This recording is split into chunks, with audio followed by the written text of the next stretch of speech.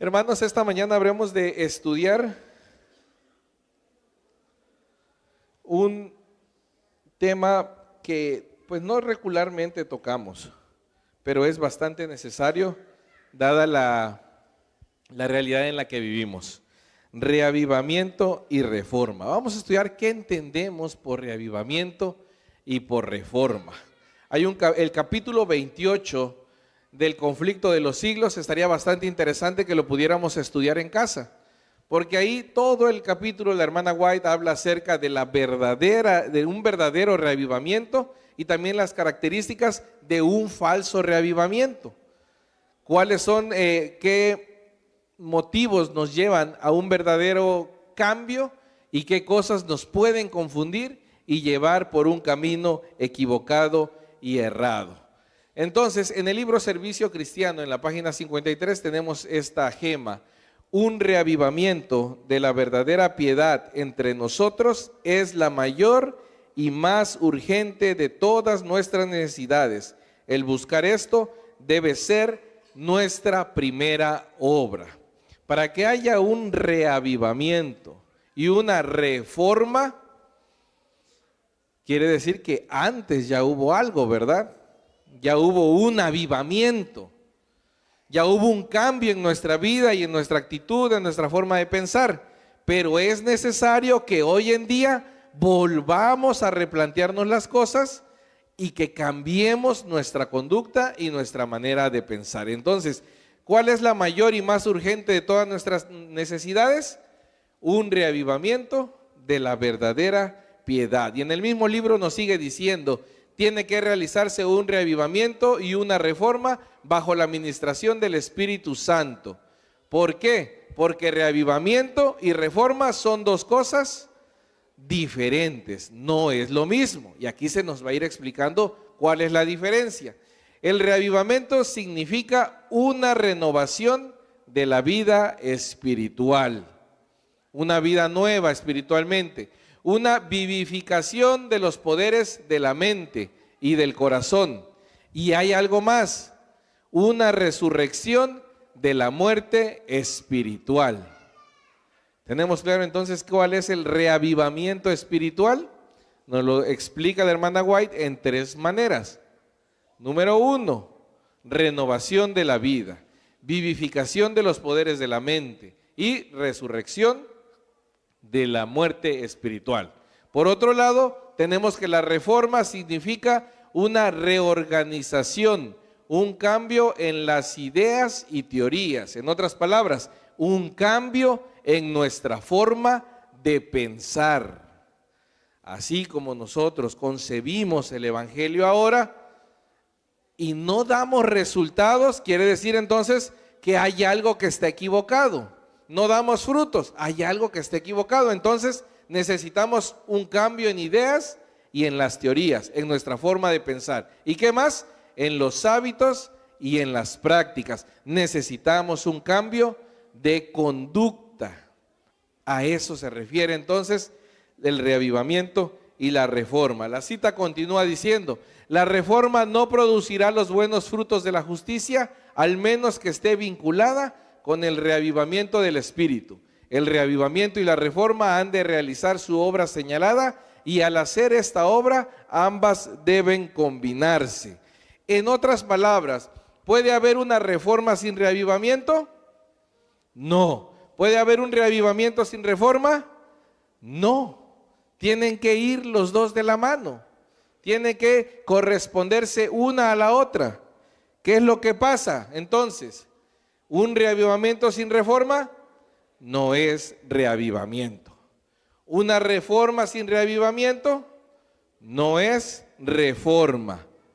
Pero aquí es donde está el verdadero peligro, porque nosotros podemos estar convencidos de estar viviendo un reavivamiento, pero nos hace falta la reforma. O viceversa, podemos estar convencidos de que ya cambiamos nuestra forma de pensar, ya cambiamos nuestra conducta, pero nos hace falta el reavivamiento. Entonces debemos tener claro lo siguiente: un reavivamiento sin reforma en la conducta, ¿qué es? Emocionalismo. ¿Qué es lo que nos lleva entonces a creer que estamos reavivados? ¿A qué tenemos sensaciones por un momento? Pero esas emociones duran, se quedan permanentemente en nosotros, ¿o no? No, son pasajeras. Podemos llegar un día a la iglesia y escuchamos un sermón, un canto, o vemos algo y decimos: Señor, hoy me siento tan vivo, hoy me siento que el Espíritu Santo está dentro de mí. Pero corre la semana, domingo, lunes, martes, y volvemos a ser el mismo individuo. Entonces nosotros no hemos experimentado un verdadero reavivamiento, sino que estamos ¿en qué? En emocionalismo. Y es bastante peligroso. Por otro lado, tenemos la otra parte. Una reforma sin reavivamiento, ¿qué es? ¿Qué es, hermanos? Despertemos. ¿Legalismo o fanatismo? ¿Qué quiere decir esto? Que puedo yo portarme bien, proyectar una buena imagen, pero dentro de mi corazón no está el Espíritu Santo. ¿Se puede llegar a ese punto, sí o no? Claro que sí.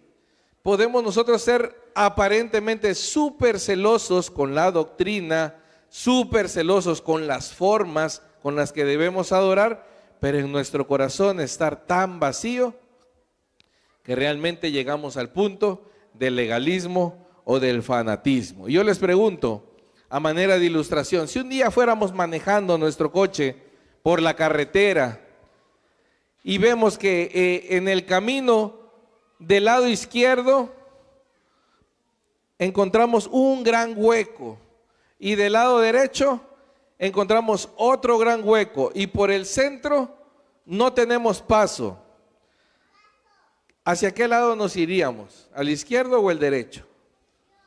Pues da lo mismo, ¿verdad? Porque cualquiera de los dos lados vamos a caer en un hoyo profundo.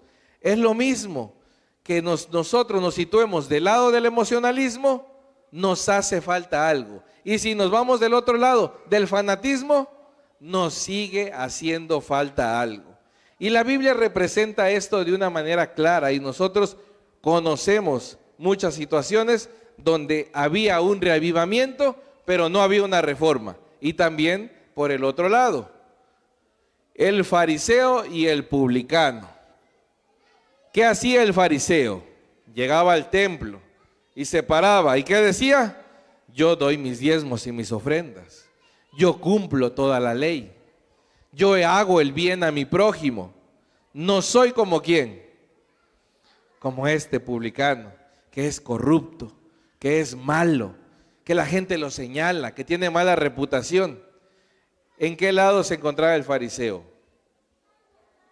En el legalismo. Otro caso también, el hermano del hijo pródigo, cuando llega a la casa y se topa con un sirviente y le pregunta: oye, pero ¿qué es toda esa bulla que se está haciendo allá? Mira, lo que pasa es que tu hermano vino. ¿Cómo? ¿El que se llevó la mitad de la herencia? Sí, él es el que regresó y ya duplicó las ganancias, hizo más riqueza o más propiedades. No, lo perdió todo. Vino apestando a puerco, a lodo.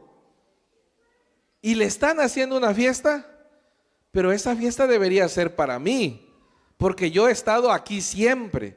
Yo he obedecido a mi papá siempre. Yo he trabajado para la casa siempre. ¿Cómo es que aquel que se portó mal viene y le hacen una fiesta y yo, el que he estado aquí siempre, no recibo nada? ¿De qué lado se encontraba ese joven? Del lado del legalismo. ¿Por qué? Porque solo quedó observando una sola cosa. En su corazón no había conversión. No se alegró porque su hermano que estaba perdido había vuelto a casa. El joven rico, otro caso. ¿Qué pasó con el joven rico? Fue y se presentó con Jesús y le dijo: ¿qué debo hacer para ser salvo? Pues guarda la ley. Todo eso ya lo hice, entonces ya soy salvo. Desde pequeñito practico todo eso. ¿Y cuál fue la respuesta de Jesús? Entonces vende todo lo que tienes, dalo a los pobres y ¿qué más? Y sígueme. Tremenda invitación, ¿verdad? Prácticamente lo estaba invitando a ser un discípulo más. Pero ¿qué pasó con el joven rico? Yo puedo cumplir todo lo que dice la ley, pero cuando te metes con mis intereses, cuando tocas mi bolsillo, entonces ahí ya tenemos un problema.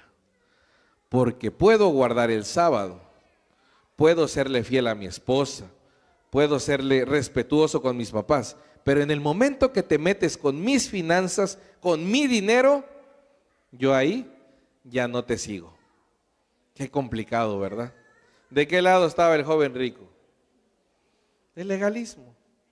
Cumplía todo lo que debía hacer, pero en su corazón no había ninguna transformación. Y por último, la higuera estéril. ¿Qué pasa con la higuera estéril? ¿Cómo se veía desde afuera? Frondosa, bonita, atractiva. Pero ¿qué pasó cuando se acercaron a ver? No había nada, no había frutos. Quiere decir que también aparentaba ser algo que no era. Y es bastante complicado. Entonces, estar del lado del legalismo, del fanatismo, es estar en un error. ¿Por qué? Porque hace falta algo, hace falta reavivamiento. Y ahora también estar en el emocionalismo es bastante complicado. Segunda de Timoteo 3. Aquí Pablo nos enuncia una lista de características del ser humano hacia el tiempo del fin, que no son nada agradables, ¿verdad? Yo creo que ninguno de nosotros nos gustaría proyectarnos en esa lista. Pero al final, en el versículo 5, dice, tendrán apariencia de ¿qué? De piedad. Quiere decir que todos estos hombres son aquellos que dicen, no importa lo que yo haga, ya Jesús murió por mí y yo ya soy salvo una vez y por siempre voy a ser salvo. No importa cuántas veces me equivoque, Jesús siempre me va a perdonar. Y es que el amor de Jesús es grandísimo, es inagotable. Siempre me va a perdonar. Todos esos hombres están del lado del emocionalismo. Así que es peligroso estar en uno de los dos lados, ¿sí o no? Es bastante peligroso. Por eso el reavivamiento y la reforma debe darse al mismo tiempo en la vida del adorador, para que de esa forma procedamos a una conversión verdadera. Y yo les pregunto, cuando Adán y Eva comieron del fruto prohibido, ¿inmediatamente se arrepintieron? ¿Sí o no? ¿Qué dicen? Cuando Adán y Eva comieron la fruta y se dieron cuenta que ya habían desobedecido a Dios, ¿se arrepintieron inmediatamente, sí o no? No, ¿por qué no? Cuando Dios los llama delante de su presencia y les pide cuentas, ¿qué es lo que hace Adán? No, yo no fui. La mujer que me diste, yo no quería. Fue por la mujer. Y la mujer que dice, no, pues yo tampoco. ¿Quién fue? La serpiente. No había un arrepentimiento.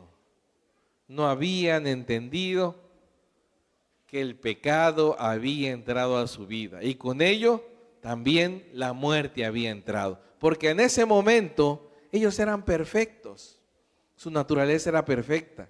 Pero ahí se derrumbó todo. Este es el momento en el que Adán comprende realmente lo que había pasado y la dimensión de sus actos.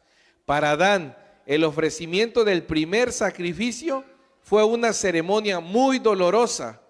Tuvo que alzar la mano para quitar una vida que solo Dios podía dar. Por primera vez iba a presenciar la muerte y sabía que si hubiese sido obediente a Dios, no lo habrían conocido el hombre ni las bestias. Mientras mataba a la inocente víctima, temblaba al pensar que su pecado haría derramar la sangre del Cordero Inmaculado de Dios. Esta escena le dio un sentido más profundo y vívido de la enormidad de su transgresión, que nada sino la muerte del querido Hijo de Dios podía expiar. Es ahí cuando entonces el ser humano identificó el peligro de el pecado. Cuando Adán tuvo que con sus manos quitar una vida de un animalito al que tiempo atrás lo había abrazado, lo había cargado y le había puesto nombre, a ti te llamaré así. Y ahora tenía que quitar esa vida. Es entonces cuando él entendió la gravedad de su pecado.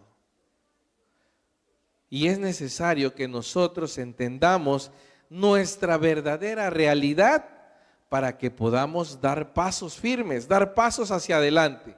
Efesios 2, 1 y 2. Y de ella recibisteis vosotros que estabais muertos en vuestros delitos y pecados, en que otro tiempo anduvisteis conforme a la condición de este mundo, conforme al príncipe de la potestad del aire, el espíritu que ahora obra en los hijos de desobediencia. Entonces nosotros necesitamos entender cuál es ahora nuestra situación. Para que podamos proceder a un verdadero reavivamiento y reforma, necesitamos saber dónde estamos parados ahora. Podemos decir, yo ya estoy viviendo un reavivamiento, yo ya estoy viviendo una verdadera reforma. Nuestros actos deben ser correspondientes a lo que decimos que vivimos.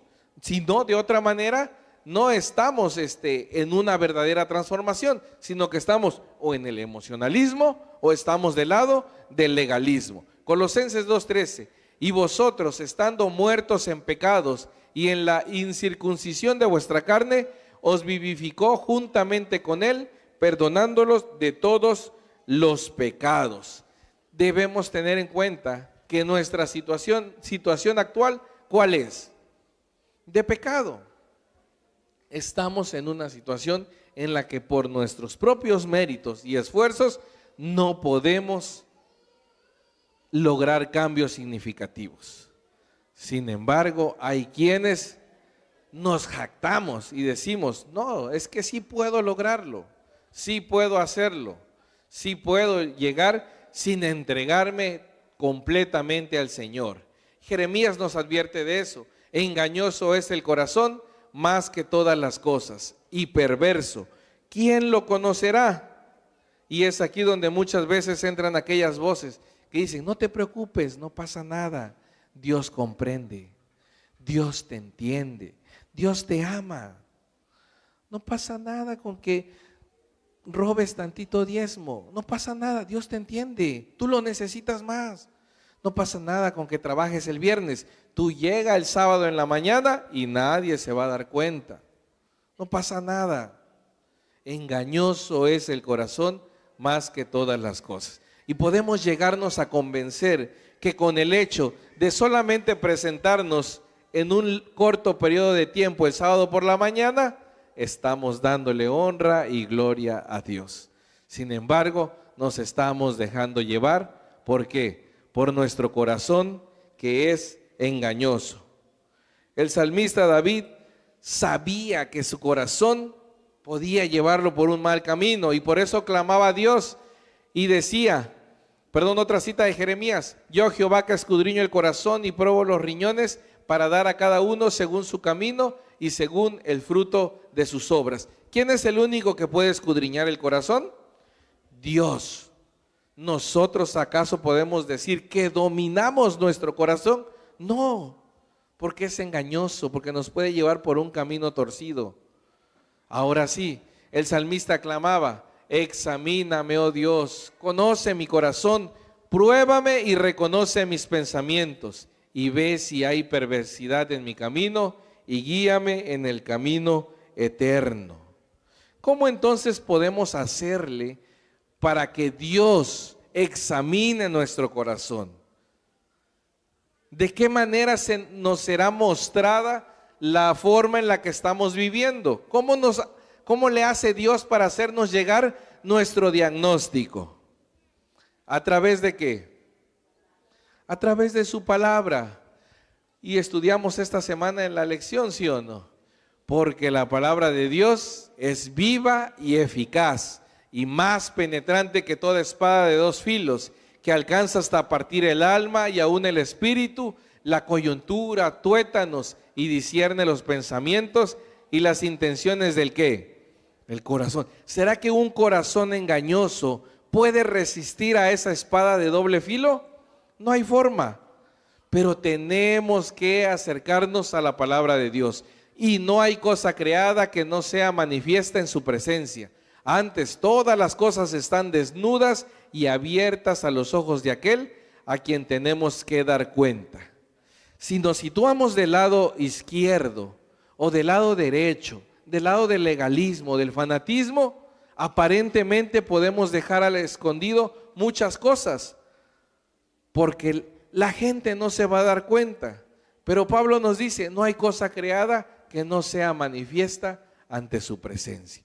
Así que, ¿quién sabe verdaderamente nuestra situación? Dios. Dios sabe si somos unos legalistas. Dios sabe si somos unos fanáticos. O por el otro lado, Dios sabe si somos unos emocionalistas. Si solo cuando escuchamos a tal orador se mueve mi corazón y siento que el Espíritu Santo me llama, soy un emocionalista. Porque necesito de eso para sentirme motivado a hacer lo bueno.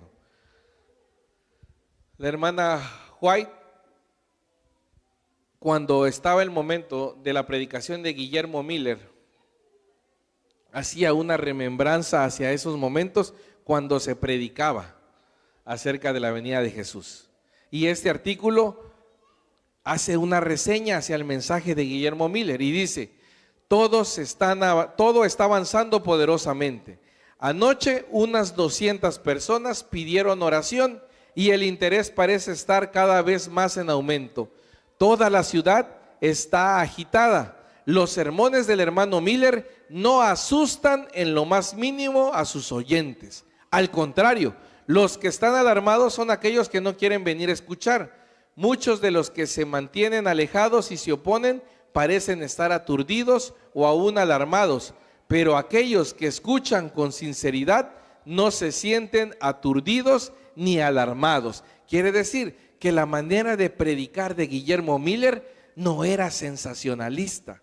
A pesar de que estaba dando un mensaje del tiempo del fin, no necesitaba recurrir a esos elementos para poder captar la atención de sus oyentes.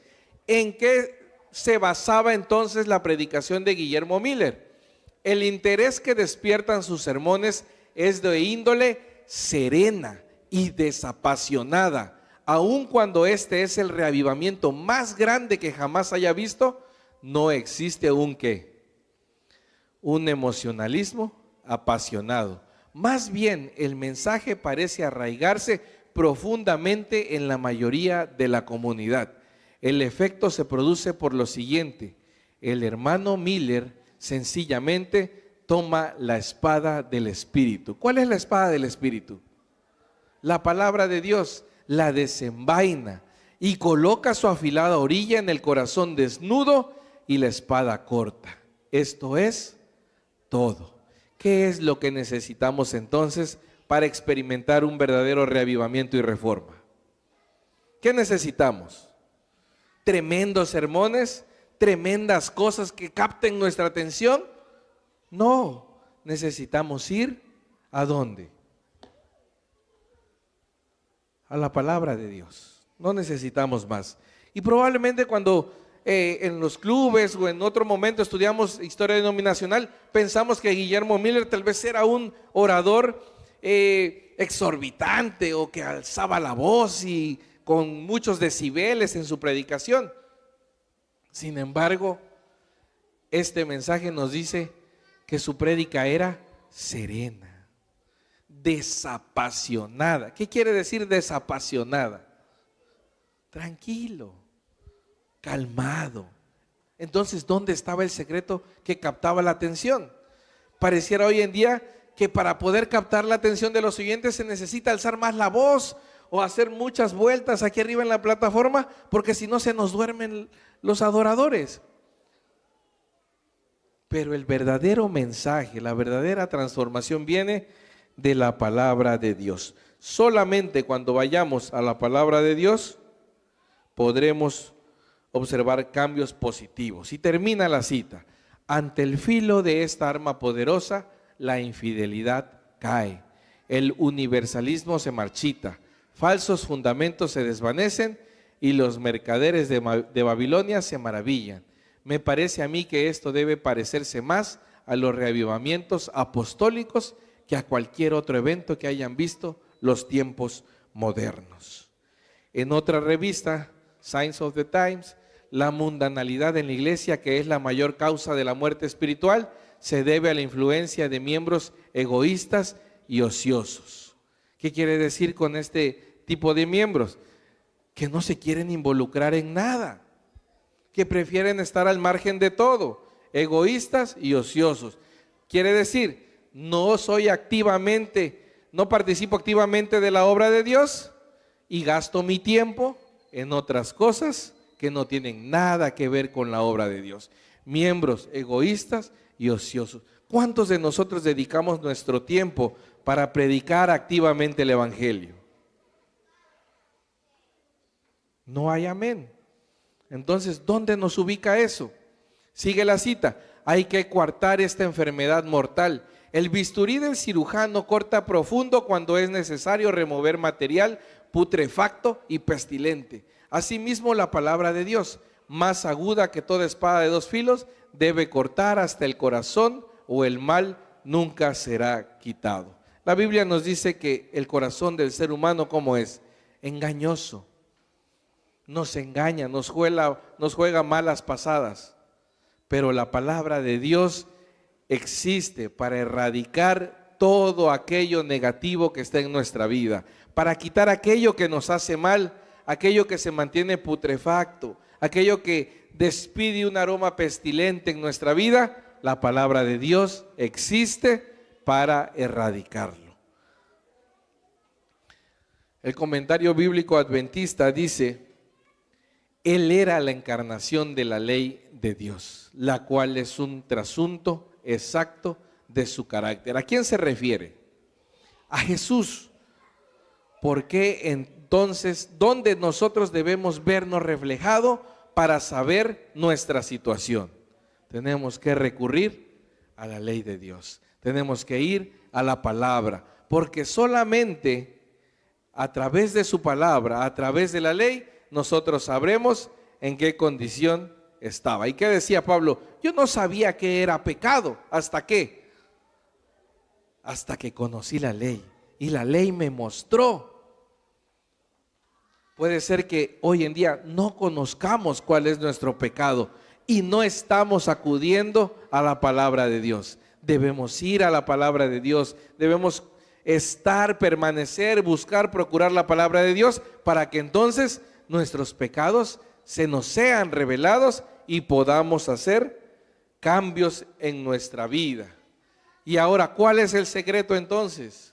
Tito 3:5, no por obras de justicia que nosotros habíamos hecho, mas por su misericordia nos salvó por el lavacro de la regeneración y de la renovación del Espíritu Santo.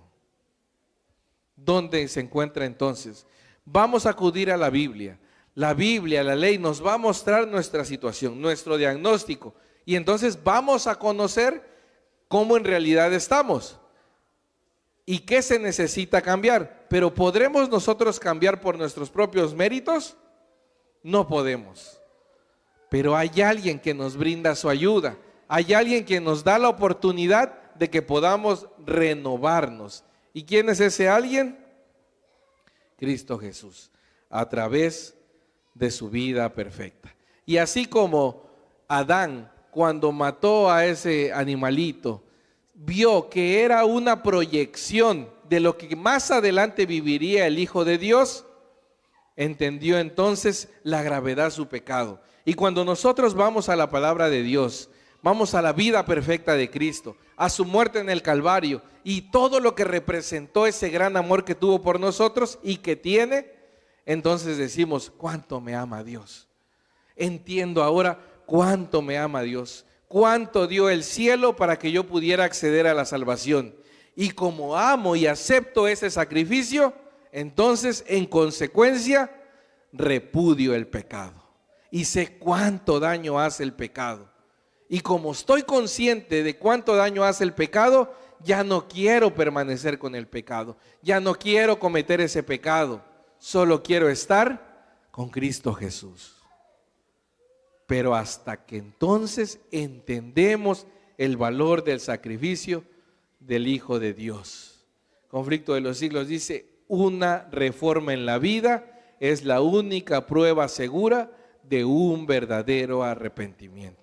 Quiere decir, si no hay un reavivamiento y reforma en nuestra vida, no estamos arrepentidos. Si no estamos dispuestos a cambiar, a ir a la palabra de Dios, no nos arrepentimos genuinamente.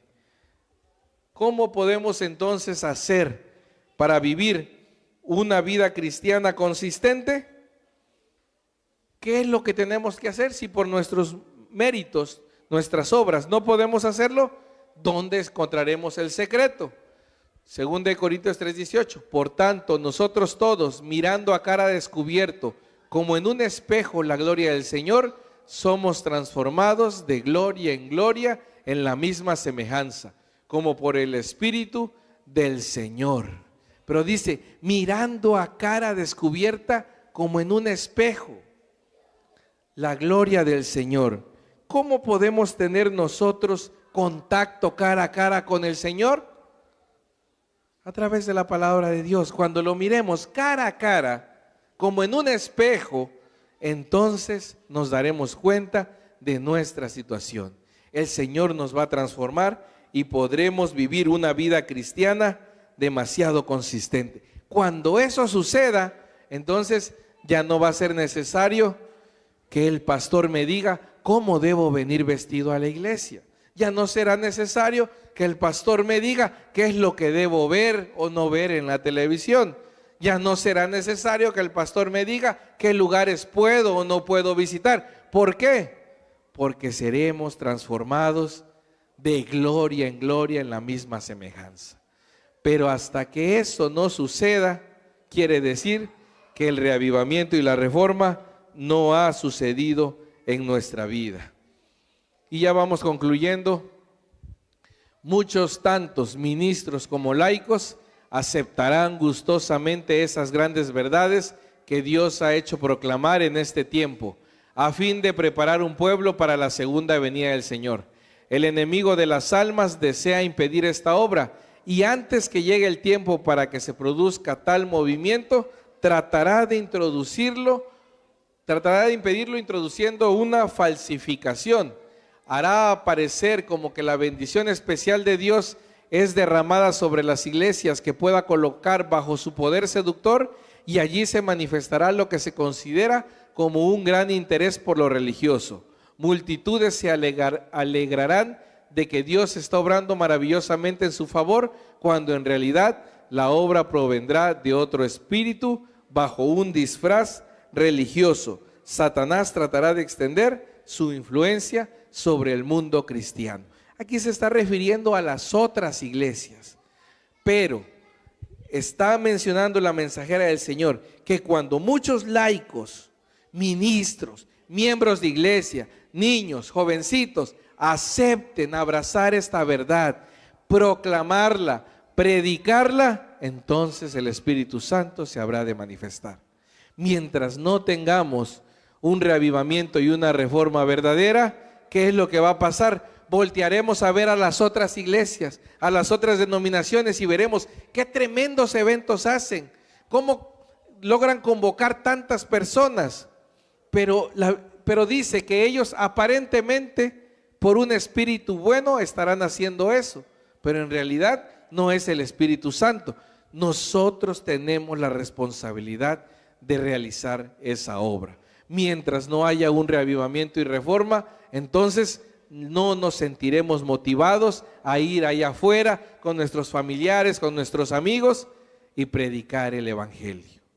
Este día en los dos cultos el énfasis es de ministerio personal, y la invitación siempre es: vayamos a la palabra, y cuando la palabra nos transforme, cuando nos reavive, nos reforme, entonces el deseo voluntario inmediato de nuestro corazón será predicar, predicar, predicar.